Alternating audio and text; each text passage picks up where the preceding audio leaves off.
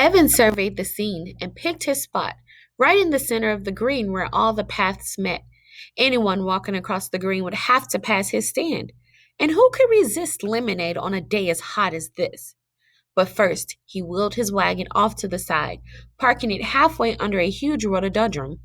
Then he crossed the street and walked into the Big Dipper. The frozen air felt good on his skin. It was like getting dunked in a vat of just melted ice cream. And the smells. Mmm. A mix of vanilla, chocolate, coconut, caramel, and bubblegum. He looked at the two tubs of ice cream all in a row, carefully protected behind a pane of glass. The money in his pocket tingled.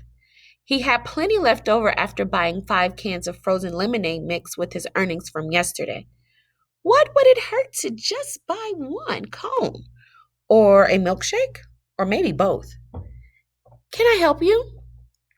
Asked the woman behind the counter. Yeah, said Evan. He stuck his hand in his pocket and felt all the money. Bills and coins ruffled between his fingers. Money was meant to be spent. Why not spend a little?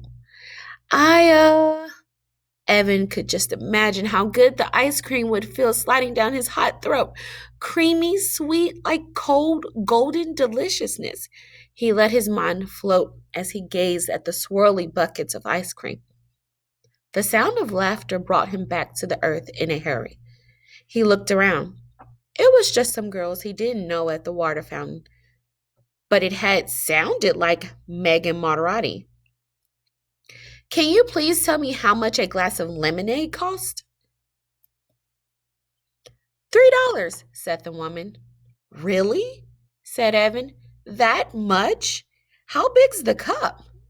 The woman pulled a plastic cup off a stack and held it up. It wasn't much bigger than the 8-ounce cups Evan had in his wagon. Wow, $3? That's a lot, said Evan. Well, thanks anyway. He started to walk to the door. Hey, said the woman, pointing to the ice cream case. I'm allowed to give you a taste for free. Really? Said Evan. Then, could I taste the strawberry slam? The woman handed him a tiny plastic spoon with 3 licks worth of pink ice cream on it. Evan swallowed it all in one gulp. Ah. Back outside, he got to work. First, he filled his pitchers with water from the drinking fountain. Then he stirred in the mix. Then he pulled out a big blue marker and wrote on a piece of paper, $2 per cup. Best price in town. He barely finished setting up when the customers started lining up, and they didn't stop. For a full hour, he poured lemonade.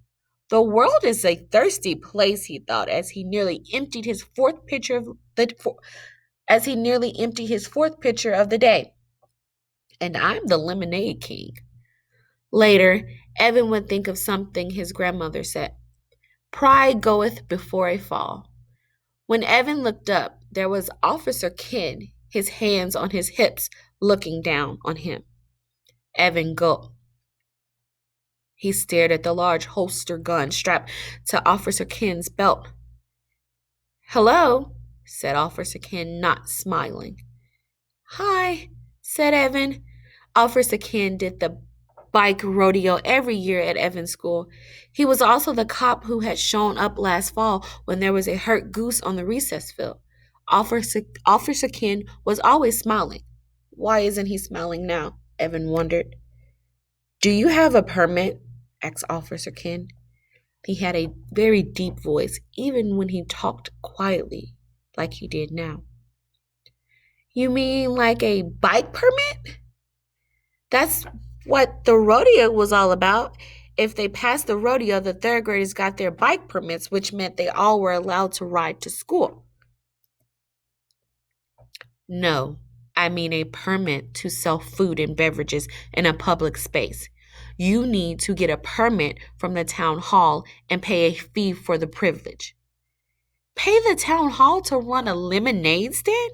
Was he kidding? Evan looked at Officer Ken's face. He didn't look like he was kidding. I didn't know I needed one, said Evan. Sorry, friend, said Officer Ken. I'm going to have to shut you down. It's the law. But there are lemonade stands all over town, said Evan. He thought of Jesse and Megan's lemonade stands when he'd wheeled by with his wagon more than an hour ago. Their stand had looked like a beehive with small kids crowded around it. He had read the sign over their stand: free face painting, nail polishing, hair braiding. What a gimmick! But it sure looked like it was working, said Evan. There is a stand on Damien Road right now. You should go bust them. Officer Ken smiled. We tend to look the other way when it's in a residential neighborhood. But right now, on the town green, we have to enforce the law. Otherwise, we'd have someone selling something every 2 feet. But there had to be some way to convince Officer Ken. How would Evan make him understand? You see, I've got this little sister, and we've got a competition going on to see who can sell the most lemonade, and I've got to win because she's. He couldn't explain the rest about fourth grade and how embarrassed he was to be in the same class as his kid sister and how it made him feel like a great big loser. Evan looked up at Officer Ken. Officer Ken looked down at Evan. It was like Officer Ken was wearing a mask. No smiling. I'm not a no smiling, I'm not your buddy mask.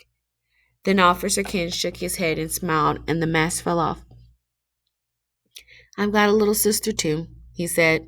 Love her to death now, but when we were kids, Officer Ken sucked his breath and shook his head.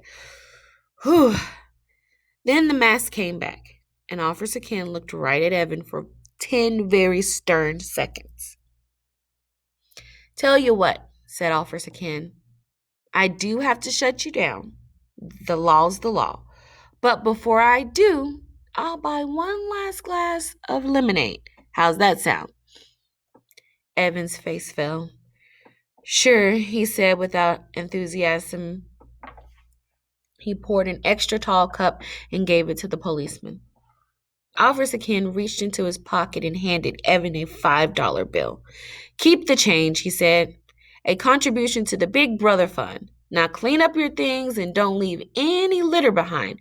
He lifted his cup in a toast as he walked away. Evan watched him go. Wow, he thought, I just sold the most expensive cup of lemonade in town. Evan stared at the $5 bill in his hand. It was funny. 2 days ago, he would have felt as rich as a king to have that money in his hands. It was enough to buy 2 slices of pizza and a soda with his friends. It was enough to rent a video and have a late night at someone's house. It was enough to buy a whole bag full of his favorite candy mix at CVS. 2 days ago, he would have been jumping for joy. Now he looked at the $5 and thought, it's nothing. Compared to the $100 he needed to win the war, $5 was nothing. He felt somehow that he'd been robbed of something, maybe the happiness he should have been feeling. He loaded everything from his stand into the wagon, making sure he didn't have a scrap of litter behind. He still had a glass full of lemonade left in one pitcher, not to mention another whole pitcher already mixed up and unsold. So he poured himself a full cup. Then, before beginning the long, hot haul back to his house, he found an empty spot on a shaded bench and pulled his earnings out of his pockets. He counted once. He counted twice, very slowly. He had made $65. The cups and lemonade mix had cost $9. When he added in his earnings from Wednesday and Thursday, he had $103.11. Now that's enough, he thought.